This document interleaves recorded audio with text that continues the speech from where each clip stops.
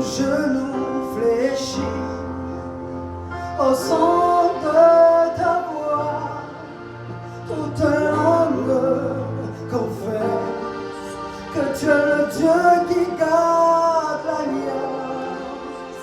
Il n'y a point d'autre que toi, toi le Dieu qui garde l'alliance. Il n'y a point d'autre que toi, Alpha et Oméga. Il n'y a point d'autre que toi, Dieu qui garde l'alliance. Il n'y a point d'autre que toi, Alpha et Oméga. Il n'y a point d'autre que toi, Dieu de ma face, Dieu d'Aristide, Dieu de Bellegarde, toi le Dieu de ma paix. Tu réponds par le feu, le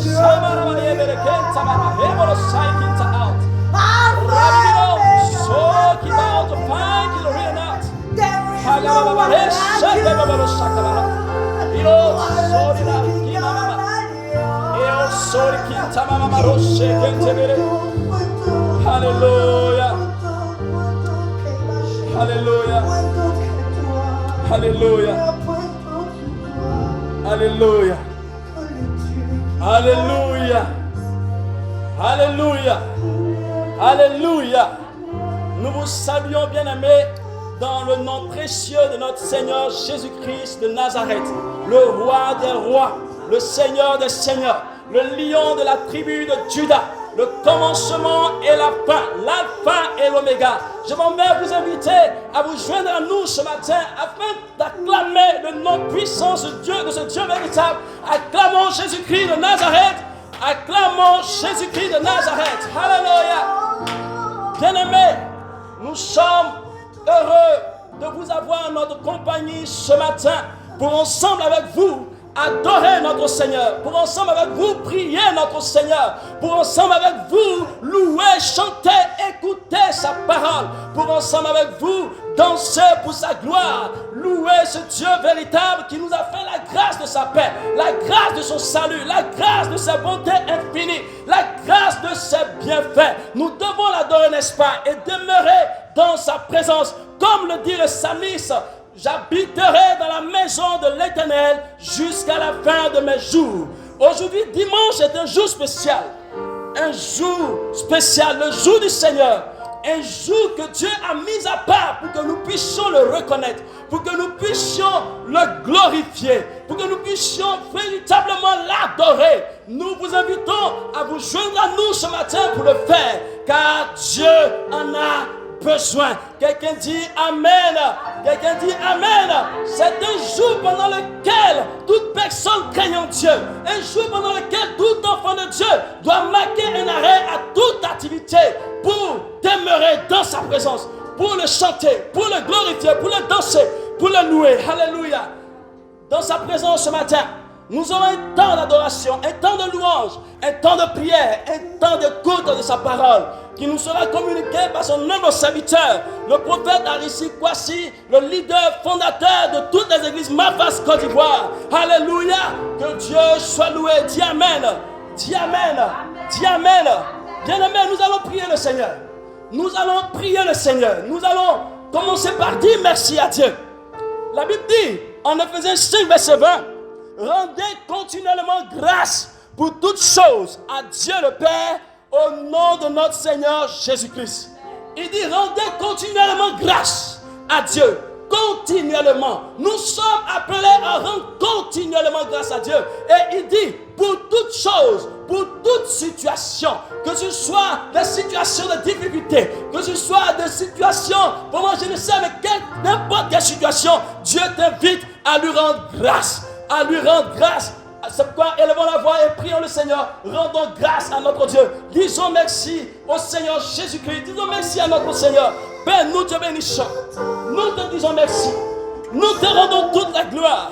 Toi qui as veillé sur nos vies. Toi qui nous as gardés.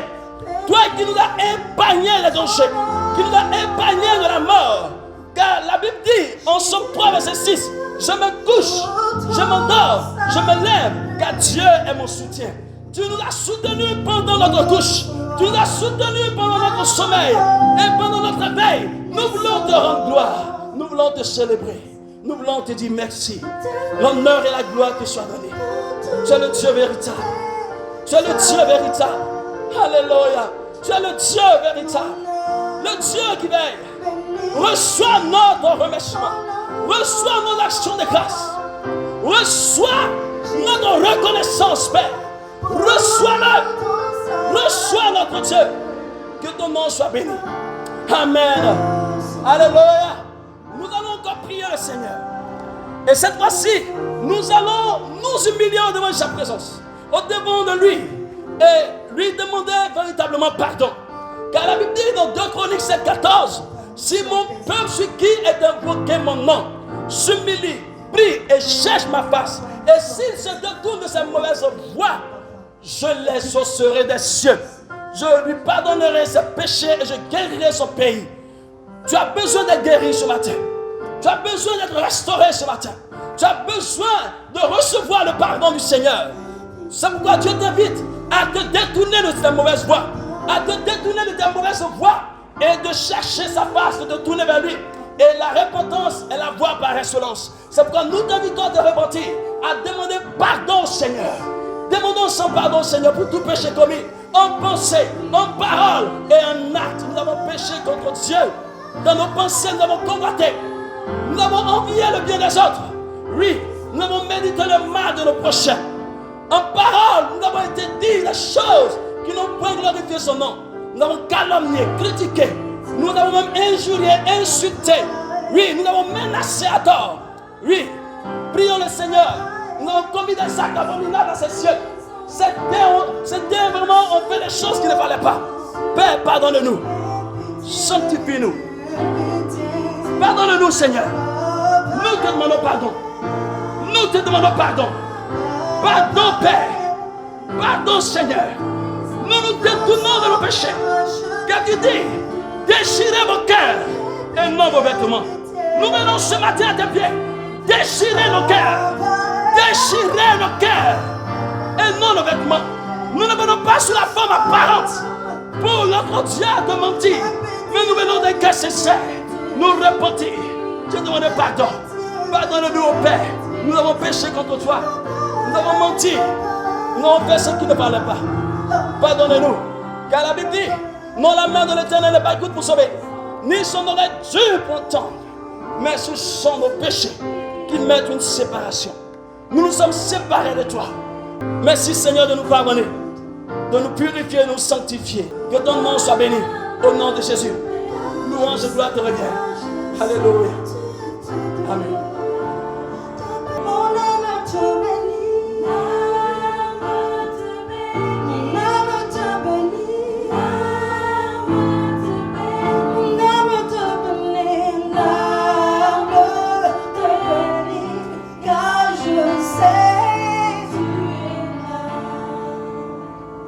Alléluia. Jésus-Christ est là. Jésus-Christ est dans nos vies. Que Dieu vous bénisse, peuple de Dieu. Que Dieu vous bénisse. Nous allons passer le temps de louange. Alléluia. Nous allons louer l'Éternel. Bien-aimé, sache dans ton cœur et proclame-le partout où tu vas que Jésus-Christ de Nazareth est la lumière du monde. Il est ta lumière. Et quand tu es là, tu marches avec cette lumière-là. Tu marches avec ta gloire. Alléluia. Vous savez quoi de Alléluia, la gloire de ton Dieu. Il est le Dieu tout-puissant. Hey. Sauveur.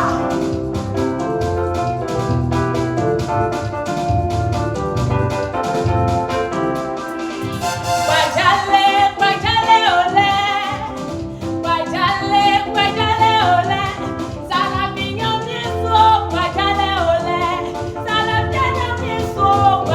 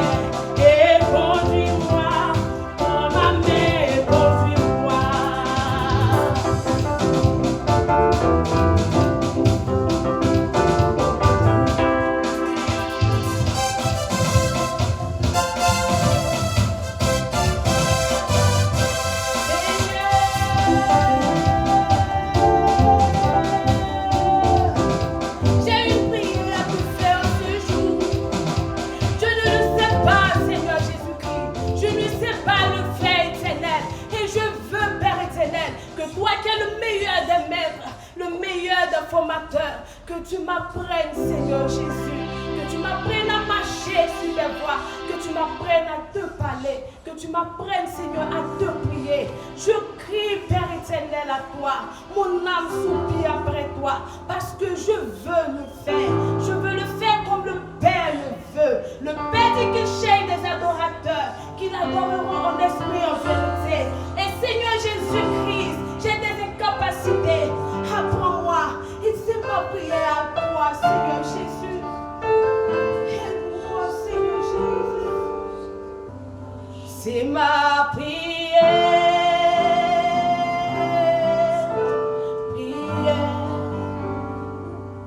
C'est ma prière,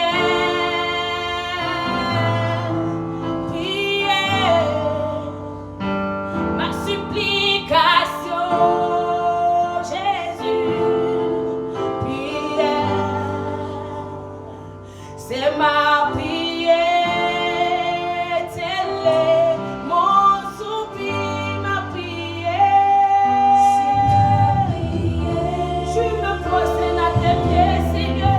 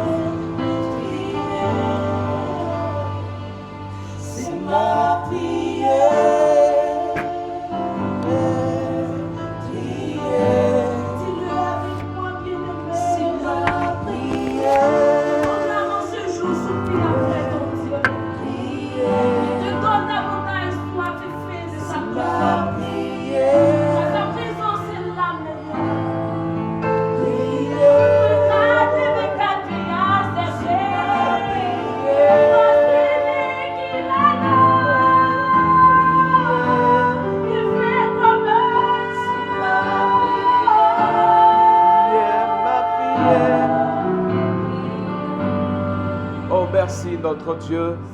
Merci notre Père. Nous voulons, notre Dieu, compter sur toi et sur toi seul, dans le nom de Jésus. Merci pour ta présence parmi nous. Merci pour ta présence ce matin. Reçois l'honneur, reçois la gloire, car celui qui compte sur toi, celui qui met sa confiance en toi, n'est jamais déçu. Reçois la gloire au nom de Jésus. Et nous disons Amen, Amen et Amen. Est-ce que nous pouvons ensemble acclamer Jésus ce matin? Est-ce qu'on peut ensemble acclamer Jésus ce matin? Gloire à Jésus. Gloire à Jésus. Gloire à Jésus. Alléluia. Yes, yes, yes, yes. Alléluia. Amen. Il faut compter sur le Seigneur. Alléluia. Tu ne seras jamais déçu. Alléluia. Ta prière, c'est de compter sur Jésus. Ta prière, c'est de mettre ta foi en Jésus.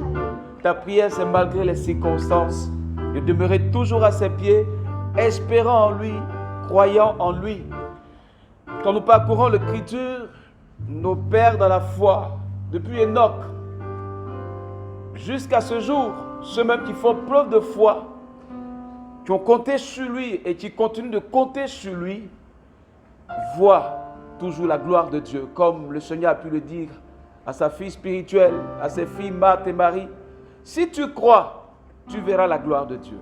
Croyez et vous verrez la gloire de Dieu. Ce matin, nous allons, sans plus tarder, passer à l'écoute de la parole du Seigneur, mais bien sûr, en bénissant nos filles, nos fils et toute la famille Mafas. Soyez bénis, que le Seigneur bénisse Amen. et que notre prière soit toujours de compter sur lui. Amen. Voilà, on acclame le Seigneur donc pour... Alléluia, vous pouvez disposer. Nous allons ce matin méditer dans le livre d'Hébreux, le chapitre 11, le verset 13. Vous allez voir dans ce chapitre que plusieurs ont cru en lui et n'ont pas vu les promesses dans lesquelles ils ont cru se réaliser de leur vivant. Mais à leur mort, c'est là où je dirais après leur mort, des centaines d'années, voire milliers d'années plus tard, que les promesses qui étaient sur leur vie vont se réaliser et même ces personnes qui ont reçu ces promesses-là vont les expérimenter dans la mort. Restez à l'écoute et vous allez comprendre la suite. Lisons ensemble Hébreux chapitre 11, le verset 13. La Bible dit ceci: c'est dans la foi qu'ils sont tous morts, sans avoir obtenu les choses promises. Mais ils les ont vus de loin, crus et salués, reconnaissant qu'ils étaient étrangers et voyageurs sur la terre. Ce passage de la Bible nous parle de nos pères, les patriarches, les pères dans la foi. Hébreux 11 nous témoigne de ces personnes depuis Enoch, comme on le disait tout à l'heure, qui ont cru dans la promesse de Dieu jusqu'à voir ces promesses se réaliser. Et je précise encore une fois, pour vous montrer la puissance de la parole et la puissance de la promesse, que c'est après qu'ils soient morts que ces promesses vont se réaliser. La Bible dit ici quoi? Ils ont cru, c'est ça la foi. Et c'est en croyant, persévérant dans cette foi, qu'ils sont morts. Ils ont été ensevelis, tous dans des tombeaux, sans avoir obtenu les choses promises. C'est-à-dire, il y a même des promesses que le Seigneur a faites. Tout à l'heure, nous comprendrons de quelles promesses il était question. Et ils n'ont pas vécu ça de leur vivant, c'est dans la mort. Donc, ils sont restés, et plus tard, ces choses se sont réalisées. Et la Bible précise, dans le verset 13 d'Hébreux qu'on a lu, ils ont salué ces promesses de loin. C'est-à-dire, ils ont vu ces choses. Ils ont vu les promesses. Vous savez, la foi, c'est comme le futur au présent. C'est comme conjuguer le futur au présent. Le futur, c'est quoi? C'est le spirituel. C'est l'avenir. C'est des choses qu'on voit, qu'on espère posséder, mais que physiquement, nous ne pouvons pas posséder si ce n'est pas par le moyen de la foi. C'est-à-dire espérer dans le Saint-Esprit qui nous a fait ces promesses Et le Saint-Esprit les saisit pour les envoyer. Donc ils ont salué ces choses de loin et ils ont cru. Ils ont vu et ils ont vu que ces choses qu'ils ont vues n'allaient pas se réaliser pendant qu'ils étaient encore en vie physiquement, mais c'est des choses qui allaient se réaliser certainement dans un temps à venir. L'homme a une durée de vie. Et si tu appelles à vivre 80 ans, il y a des choses que tu ne peux pas vivre pendant les 80 ans. Mais c'est certainement après ces 80 ans que ces choses vont se réaliser. Alors, qu'est-ce que ces pères ont vu? Qu'est-ce qu'Abraham a vu? Qu'est-ce que Noc a vu? Qu'est-ce qu'Abel a vu?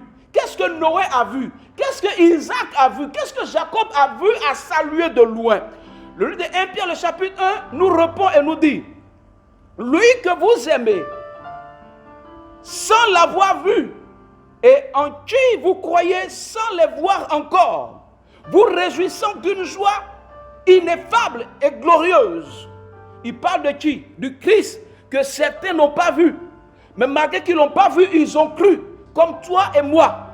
Nous n'avons pas vu le Christ physiquement, mais nous croyons en sa parole. Et nous nous réjouissons pas de ces personnes. Ils se sont réjouis d'une joie qui est ineffable et glorieuse. C'est-à-dire c'est une joie que produit l'espérance. C'est une joie que produit le Saint-Esprit lorsque nous plaçons notre confiance entièrement en lui. Et la Bible précise au verset 10 de 1 Pierre, le chapitre 1, verset 10, dit, les prophètes ici, il s'agit des pères qui ont prophétisé touchant la grâce qui vous était réservée. La grâce que nous aujourd'hui nous expérimentons en 2020.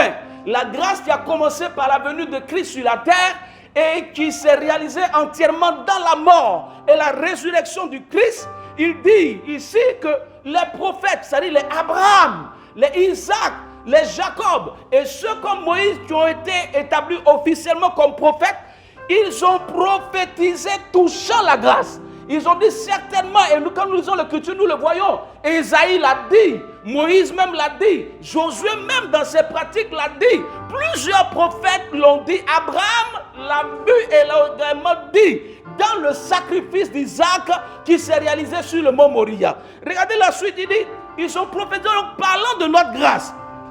Après avoir prophétisé, en disant que c'est des choses qui vont se réaliser, se sont posé la question, mais c'est quand est-ce que ça va se réaliser? Et alors 1 Pierre chapitre 1, le verset 9 nous dit toujours, après avoir prophétisé, ils ont fait de ce salut qu'ils ont vu, du Messie qui allait venir, ils ont fait de cela l'objet de leurs recherches et de leurs investigations. Ils ont commencé à fouiller, à regarder. Quand est-ce que nous allons voir ce Christ-là venu mourir et ressusciter 3 jours après?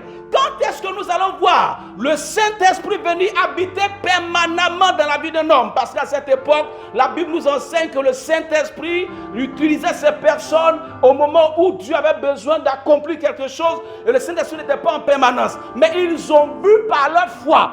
Abraham a vu par sa foi, Isaac a vu par sa foi, David a vu par sa foi, Ésaïe a vu par sa foi. Tous ces prophètes ont vu par leur foi qu'il allait arriver un temps où la grâce allait se manifester au point où Dieu allait habiter en nous. Alléluia! Quelle grâce que nous avons! Et ils ne se sont pas arrêtés là, ils ont commencé à chercher. Et ça, les recherches. Et la Bible précise, ils ne se sont pas arrêtés au niveau des recherches.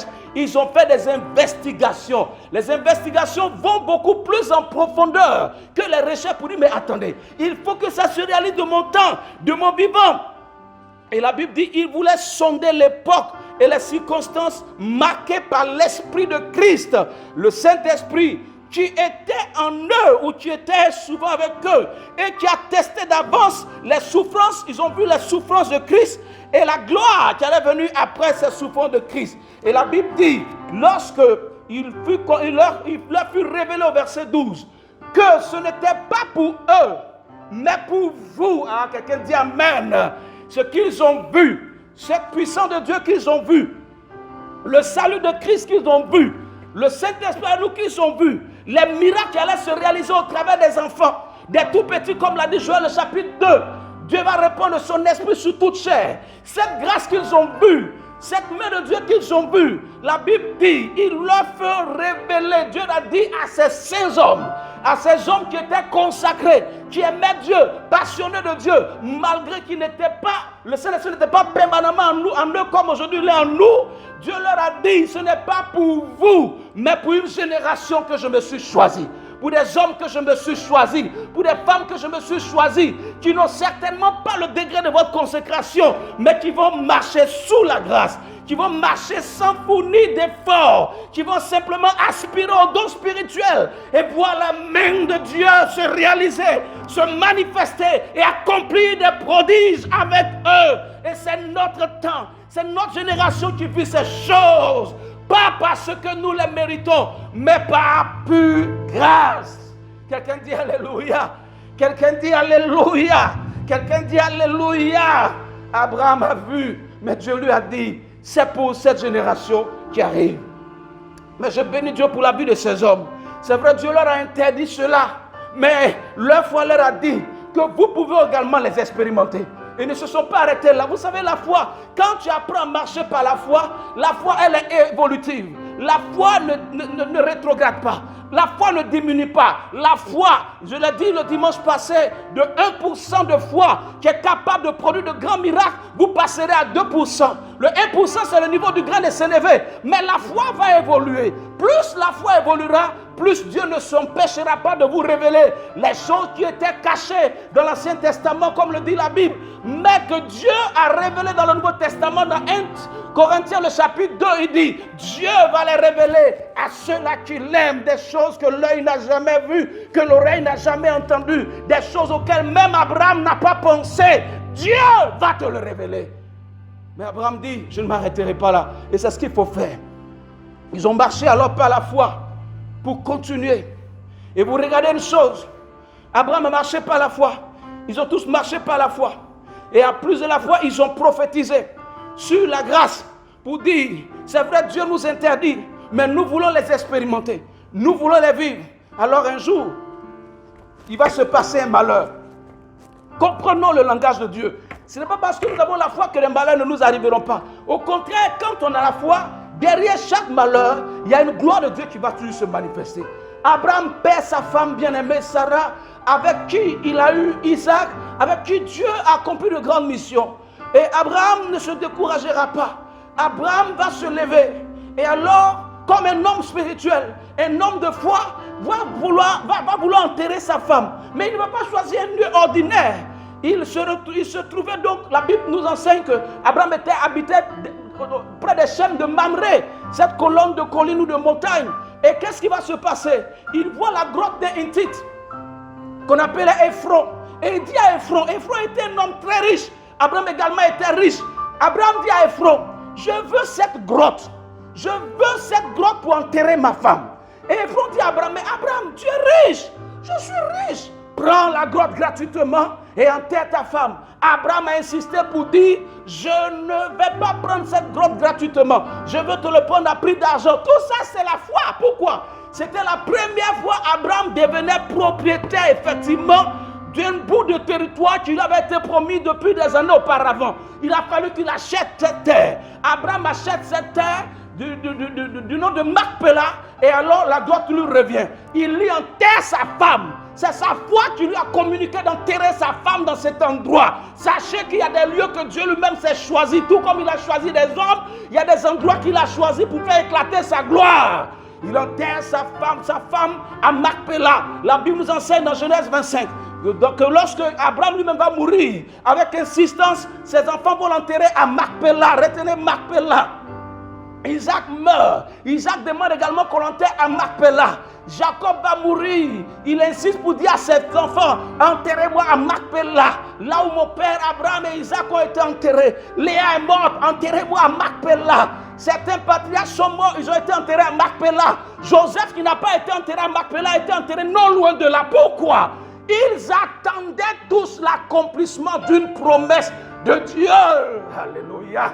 L'accomplissement d'une promesse du Seigneur. Ils savaient tous qu'un jour, le Christ allait mourir. Ceux qui n'ont pas vécu de leur vivant, limité dans la chair, parce que la chair a une limite de vie, ils savaient qu'ils allaient vivre cela spirituellement. Et la Bible dit, au temps marqué, et nous lisons ensemble l'Écriture, au temps marqué par Dieu, dans Matthieu, le chapitre 27. Christ vient et Christ est mort sur la croix. Avec votre permission, je voudrais lire ce texte de Matthieu, le chapitre 27, du verset 50 au verset 53. Je le lis très rapidement et nous allons terminer notre message que nous croyons vous bénir ce matin. Jésus poussa de nouveau un grand cri et rendit l'esprit. Une précision, la Bible n'a pas dit Jésus a rendu l'âme, il a rendu l'esprit. C'est très différent. Amen. Nous en parlerons un jour si vous voulez. Et voici, quand Jésus est mort, le voile du temple se déchira en deux, depuis le haut jusqu'en bas. La terre trembla, les rochers se fendirent, les sépulcres s'ouvrirent et plusieurs corps des saints qui étaient morts ressuscitèrent. Écoutez, la Bible dit plusieurs corps des saints qui étaient morts ressuscitèrent. Il s'agit de quels saints? Il s'agit de qui? Regardez, la Bible dit, Jésus est mort où? Il a été crucifié à Jérusalem, n'est-ce pas? Mais la Bible précise ici, plusieurs corps des saints vont ressusciter dans la mort et la résurrection de Jésus. La Bible dit, étant sortis des sépulcres, après la résurrection de Jésus, ils entrèrent dans la ville sainte et apparurent à un grand nombre de personnes. Les saints dont il est question ici, il s'agit d'Enoch, il s'agit d'Abel, il s'agit d'Abraham, il s'agit de Noé, il s'agit de ces personnes qui ont cru en la promesse, qui ont réalisé qu'un jour Christ allait mourir et à qui le Seigneur a dit, cette grâce n'est pas pour vous, mais c'est pour une autre génération. Dit Amen. Ils ont cru. Alors la Bible dit, lorsque Christ est mort, certainement la puissance de la résurrection est descendue là où ces personnes ont été enterrées. Descendue où? C'est vrai, Christ est mort à Jérusalem, mais la puissance s'est retrouvée à Hébron. Hébron, dans la ville d'Abraham, que certains, les Arabes, appellent El Khalil. Ça veut dire la ville de l'ami. Et que les Juifs appellent Évron. C'est la même définition. Les Arabes appellent la ville de l'ami. Les Juifs l'appellent la ville de l'ami également. À cause du fait qu'Abraham a séjourné là. C'est la ville de l'ami de Dieu. Où se trouvait précisément quoi? La grotte de Macpéla. Si vous allez aujourd'hui en Israël, à Hébron, effectivement, le lieu qu'on appelle Macpéla existe. Une bâtisse est érigée là-dessus. C'est là, en la mémoire d'Abraham, les gens érigent une bâtisse. Mais en réalité, allez leur dire qu'il y a longtemps, Abraham est ressuscité. Il y a longtemps, Isaac est ressuscité. Depuis il y a 2000 ans, Christ est mort et ressuscité. Les ossements ont disparu de ces endroits. Quelqu'un dit Alléluia. Les ossements n'existent plus là-bas. Pourquoi? Ils ont cru. Il faut croire. Dans la faiblesse, il faut croire. Dans la mort, il faut croire. Dieu te mettra dans un endroit que tu n'aimes pas, mais c'est l'endroit qu'il a choisi. Dans un lieu que tu n'aimes pas, mais c'est le lieu qu'il a choisi. Dans une maison que tu n'aimes pas, mais c'est la maison qu'il a choisie. Même si elle est mort à cause de toi, la puissance de la résurrection, il sera simplement quand tu croiras. Ils ont tous cru, l'Esprit les a poussés à être enterrés dans le même endroit. Et alors, résurrection à Jérusalem, résurrection à Hébron. Et ils ont attendu. C'est ce qui est extraordinaire et merveilleux. Ils ont attendu. Quand Christ ressuscite, alors ils se tiennent tous à la porte de Jérusalem avec de nouveaux corps. C'est le corps de la gloire qu'ils ont vu depuis très longtemps. C'est le corps qui est revêtu du Saint-Esprit qu'ils ont vu depuis très longtemps. C'est le corps qu'ils ont vu revêtu de la grâce de Dieu. Abraham avait de la grâce. Il faut croire et dire Alléluia. Et dire Alléluia. Alors, ils entrent tous à Jérusalem. Les gens les regardent. Qui sont ces personnes? Il n'y avait pas de photo, il n'y avait pas de caméra à cette période. Mais comme Pierre l'a vécu dans Matthieu chapitre 17, où il a vu Élie, il savait que c'était Élie. Où il a vu Moïse, il savait que c'était Moïse. Qui leur a dit que c'est Élie et Moïse? C'est le Saint-Esprit dans lequel ils croyaient. Quand vous croyez au Saint-Esprit, il vous dira des choses vraies, des choses exactes, par la foi. Ayez la foi. Demeurez dans la foi. Vivez par la foi. Respirez par la foi. Continuez par la foi. Avancez par la foi. Ne vous découragez pas par la foi. Adorez par la foi. Priez par la foi. Jeûnez par la foi. Vos incapacités seront dans les capacités du Seigneur. Vos faiblesses seront dans la force de Dieu. Votre impuissance sera dans la puissance de Dieu. Tout ce qui est en vous qui vous limite sera dans le fait que Dieu, son nom c'est Je suis, Il est. Il n'a pas de commencement et il n'a pas de fin. Chrétien, frère, sœur, toi qui m'entends ce matin, ne laisse rien ébranler ta foi. Ne laisse personne ébranler ta foi. Ne laisse rien te décourager, t'empêcher d'avancer, s'il te plaît. Le Dieu d'Abraham est vivant. Le Dieu d'Enoch est vivant. Le Dieu de l'impossibilité est vivant. Abraham a attendu plus de 1000 ans. 1000 ans, plus de 1000 ans après, il voit le Fils de l'homme qui vient le chercher dans le tombeau pour dire Abraham, les promesses dans lesquelles tu as cru, les voici. Lève-toi, sors de Machpéla. Sarah, sors de Machpéla, ma fille. Que fais-tu ici? Sors de Machpéla. Allez, suivez-moi. Allons à Jérusalem. Allons dans la cité de David. Allons là où se trouve le roi. Allons dans la terre sainte.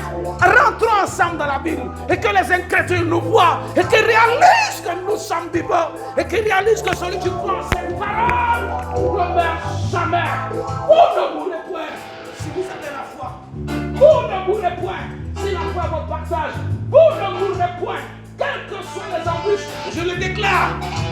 Au nom de Jésus que je prêche. Au nom de Jésus-Christ dont je témoigne chaque jour. Au nom de Jésus qui m'a prêté son souffle et qui m'a prêté ce corps afin que je puisse annoncer sa parole. Que ce qui t'empêche d'avancer est brisé en ce jour. Ce qui a sémé cette maladie est brisé en ce jour. Ce qui vient pour demeurer en toi et qui te rend mortel disparaît. Jésus-Christ, le Dieu d'Abraham, est mort à la croix. Toi aussi tu es mort avec lui. Il est ressuscité. Toi aussi tu es ressuscité. Sa grâce est avec toi. Sa main est sur toi. Sa main demeurera jamais avec toi. Soyez bénis pleinement. Oh Seigneur, je prie ce matin. Je te demande une chose ce matin. Ces pères ont cru et leurs noms ont traversé les temps. Leurs noms ont traversé les lieux. Leurs yeux ont traversé toutes choses. Oh, je prie qu'il en soit ainsi pour tes enfants. Et je crois en une chose. Et je voudrais vous le dire, chers frères et sœurs, pour terminer ce message. Regardez une chose. Abraham, par la foi, Dieu lui a dit, va sacrifier ton fils. Va sacrifier ton unique. Le monde sur lequel Abraham était sacrifié, son unique fils n'est pas été sacrifié. La Bible précise qu'il a fait 3 jours de marche. Souvenez-vous qu'Abraham était vieux. Mais même quand tu es vieux, ta foi ne vieillit pas. 3 jours de marche pour parcourir une trentaine de kilomètres. Parce que entre les chaînes de Mamré qui se trouvent à Hébron et la ville de Jérusalem, on fait une trentaine de kilomètres en voiture. C'est-à-dire à pied encore, ça fait plus long. 3 jours. 3 jours, il est allé, il a vu la gloire de Dieu. Et son petit-fils, Jacob aussi, un homme de foi, lorsqu'il prendra l'héritage et qu'il va commencer à courir, toujours il a pris dans les chaînes de Mamré et il se met à fuir. L'Esprit de Dieu, par la foi, par le don qu'il a, la grâce qu'il a reçue, l'héritage d'Abraham qui se trouve en lui, que son père Isaac venait de lui transmettre par les paroles et l'imposition des mains, il va être conduit où? Dans le même endroit, sur le mont Moria, où Abraham avait sacrifié des anneaux au départ. Et lui, Jacob, fera une journée de marche. Pour vous dire quoi? Une chose est certaine, les prix qu'ont payé vos pères, vous ne paierez pas les mêmes prix. Abraham a fait 3 jours, Jacob a fait 1 jour. Et après Jacob, d'autres sont passés par là, je suis sûr qu'ils n'ont pas duré. Vous n'allez pas durer dans cette épreuve. Cette situation, c'est juste pour un temps. Prends courage. Et le Seigneur est avec toi. Il te bénit aujourd'hui. Il te garde aujourd'hui. Sa main est sur toi. Ma fille, chantons ensemble à la gloire de notre Dieu. Je vous remercie, Jésus.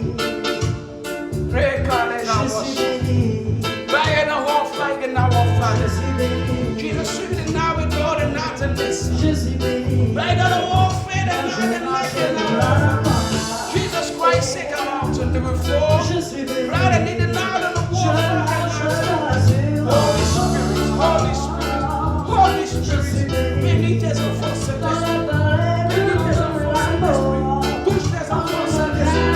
Élève tes enfants, Saint-Esprit. Accomplis ta parole, Saint-Esprit. Réalise tes promesses, Saint-Esprit. N'abandonne pas celui qui a fait plus faire. Prends-le par la main, confie-le. Dans le nom de Jésus-Christ. Et qu'il soit béni.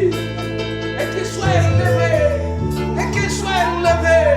Accompli avec les plus faibles ce que tu sais faire, cet esprit. Réalisez la gloire de Dieu. Soyez bénis. Que la grâce de Dieu soit sur nous ce dimanche. cette semaine qui arrive. Que Dieu bénisse notre pays, la Côte d'Ivoire. Que Dieu bénisse l'Afrique. Que Dieu bénisse tous les pays du monde entier. Et que quiconque tourne ses regards vers Jésus, ne soit pas dessus. C'était nous, l'église du Mafas, le ministère d'action et de formation de l'armée du Seigneur. Vous pouvez vous contacter au numéro qui s'affiche. Et répondez-moi à votre page. Vous serez toujours bien nourris avec la parole du Seigneur. Que Dieu vous bénisse. Vous êtes bénis. J'aime cette parole. Je suis béni. Dieu m'a béni. Dieu t'a aussi béni. Dieu nous a bénis. Merci Seigneur. Sois loué et glorifié. Merci Père notre Dieu. Je suis béni. Je suis béni. Quand je marche dans la vallée de l'ombre de la mort, je ne crains que mal. Car les ténèbres attendent le rassure. Je suis béni. Comme il tombe à le cochon, 10 000 à me prendre, je ne serai pas à terre. Oh, je suis béni, je le confesse, car Jésus est avec moi. Je suis béni, je le proclame, car Yahweh est avec moi. Je me sens la victoire, dans la victoire, dans la gloire. Je me glorifie.